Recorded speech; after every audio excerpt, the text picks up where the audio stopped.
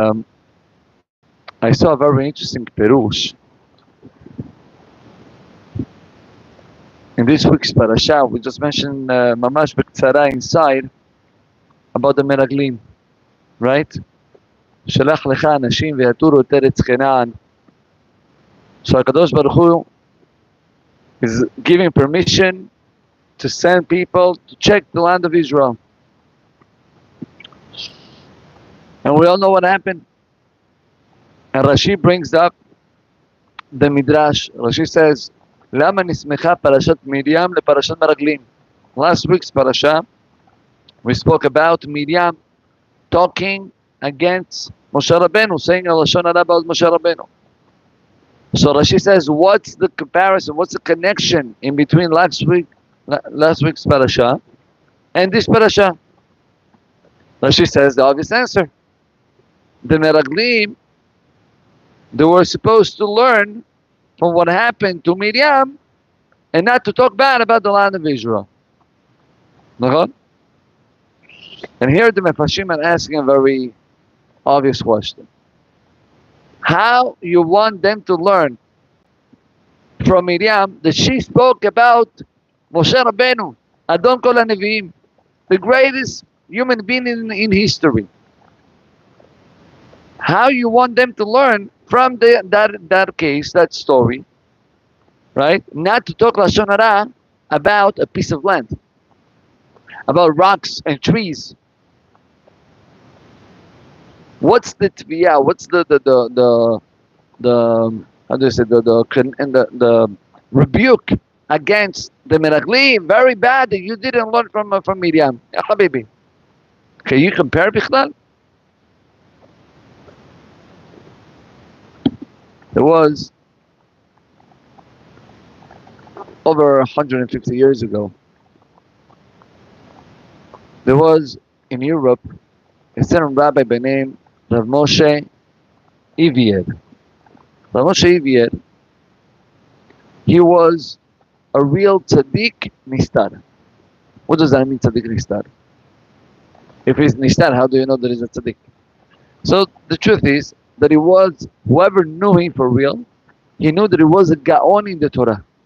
There was not one area in Torah that he didn't know. However, he didn't want any fame. He didn't want anybody to know. So there were only few guys that knew about him, and his name went over, but he was acting in a very simple way. Not only very simple way, he used to always go and be with the poor people of the city. One day, Rabbi Moshe decides to travel to a certain city where most of the people never heard about him or never saw him. And he got to that city, and they told him that there is a wedding in the city where everybody's invited, the whole entire city is invited.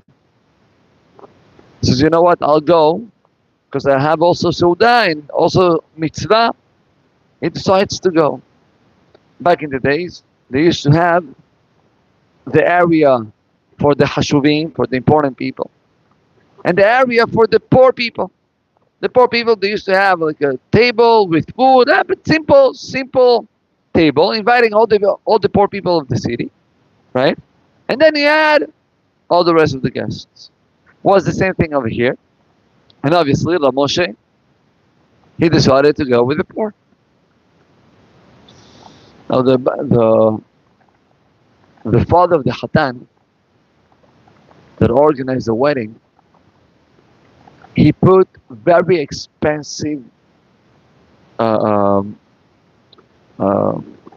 very expensive utensils or plates and stuff like that, right, for the regular guests. And he was all the time thinking, oh my gosh, I hope that nobody, will break one of these utensils, or he will lose one of these utensils. It's very expensive. And eventually what happened, after the dancing, the Baal Habayit sits down, the father of the Khatan sits down at his table, and he realized that one of the most expensive items, there was a spoon, very expensive spoon, out of gold is missing. Balagan, everybody started to look around, and then the father of the Hatan said, he looked at Rav Moshe, and he said, listen, I don't know this guy. He's the most suspicious person. He says, grab the guy, he's probably the stealer, the thief. They went, they grabbed the guy, they started to look all over him. He had nothing. What's the, I never touched anything in this event. No, it's probably you. Maybe you hide it. You have to say, where is it? So I promise you, I don't have it. They decided, one of the guys said over there, you know what? We're going to force him to admit. Let's tie him. We're going to put him on the floor, and he will have to stay in the floor tied. We're going to be dancing around in all the wedding, and he's going to feel the embarrassment until he will admit. That's what they did. Rabotai, everybody dancing and laughing and making some jokes about him, and he's in the middle. Until one of the guests came late. And that guest came late. He knew who was Rav Moshe. And as soon as he sees Rav Moshe, he screams. He says, are you crazy? This is a huge Talmid Chacham. What do you think you're doing? Everybody stopped. They grabbed him, they asked Mechila. And then Rav Moshe went to that guest that came late, and he says, what did you do? What did you do? Everybody was happy in the wedding, and I was mesameach. I was giving happiness to the people. You ruined the wedding. Rabotai, I tell the story. Why I'm telling you this story? Anava, humbleness, is not to react to other people when they did something bad to you, but you feel the bothered. No, that's not anava. A real anava is when you don't even feel that what they're doing to you is something negative. Because you don't deserve it. You don't deserve the opposite. Last week's parasha, when Miriam spoke about Moshe Rabbeinu, the Torah stops in the middle of the story, and it says, "Ve'aish Moshe anav meod mikol adam asher pnei adama." Moshe Rabbeinu is humble. Why the Torah has to stop it to say that?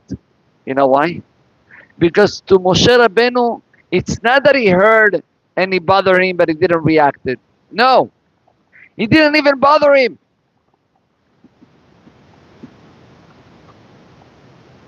So he says, so the Meraglim, they were supposed to learn Musar Askel for what happened. Talking about Moshe Rabbeinu, when he doesn't even care. When he doesn't even get bothered, nothing, absolutely nothing. Okay, that was a consequence. Talking about Eretz Israel, that you may be affecting Klal Israel, all of Am Israel, Kol Sheker.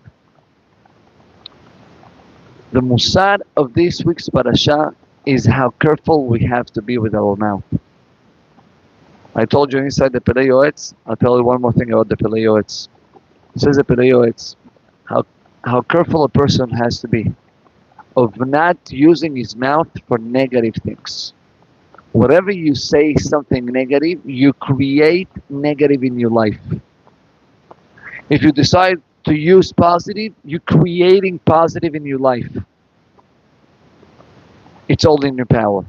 I heard a rabbi in Israel that it says, you know, thoughts, we don't always control our thoughts.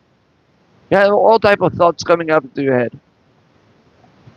You're not supposed to fight those thoughts, or at least you're not the one who controls if the thoughts will enter or not enter.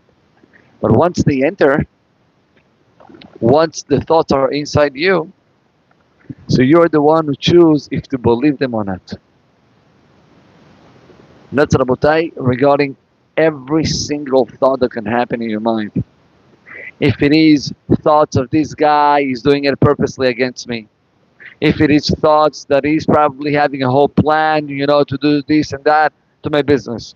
If it is the thoughts that, oh, for sure, you know, my mother-in-law, for sure this, and for sure the, you know, or if it is thoughts just thinking negative about another Jew, and those thoughts will come up to action into Dibur. It says the Pelei Yoetz, be careful. The thoughts that you have, you control. You choose if to believe them or not. And according to that, you choose how to talk, if it's going to be positive or negative. And according to the way how you talk, you're going to create a reality.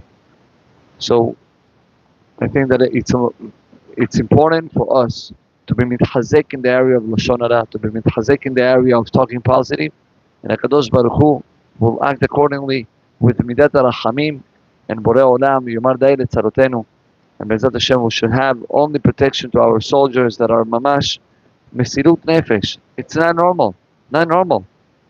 Soldiers that are over 360 days, more, without going back to their homes. It's not normal. What are we doing for them? So whenever you have a chance, say Tehillim. Whenever you have a chance, think positive, say positive. Because those things are actually helping to our soldiers and our brothers and sisters in Israel to be protected. Baruch Adonai Le'olam. Amen ve'amen.